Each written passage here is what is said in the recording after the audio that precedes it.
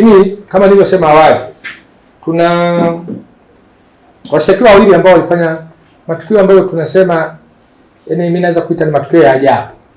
Kwa mfano, kuna bwana mmoja anaitwa Jason Wilbrand. Huyu alimbaka mwanae. Na ilikuwa kama party, yani alikuwa anaishi na mwanae baada ya kuachana na mwenza.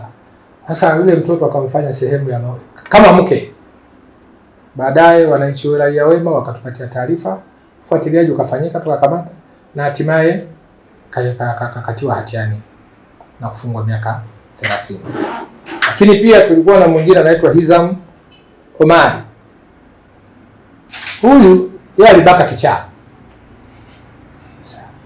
Sasa kakutana na mtu mwenye tatizo ya afya ya akili kabisa, wale wanaokula kwenye makopo, kwenye majalala.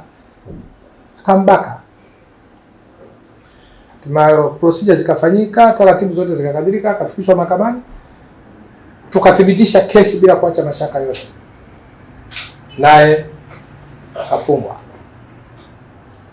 Hiyo unaweza kuona ni namna gani ambavyo tumedhamiria kupunguza uhalifu wa makosa haya, hasa kwa sababu yanagusa watoto wetu wadogo. Ni mbaya sana.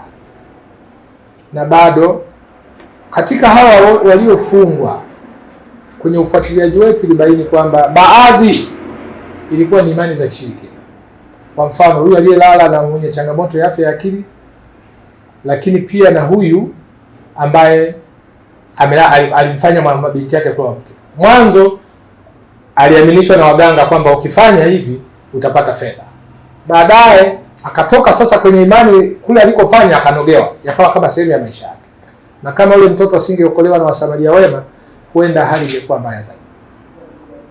Kwa hiyo kwa ujumla tunaendelea kupambana kuhakikisha kwamba haya yanashuka.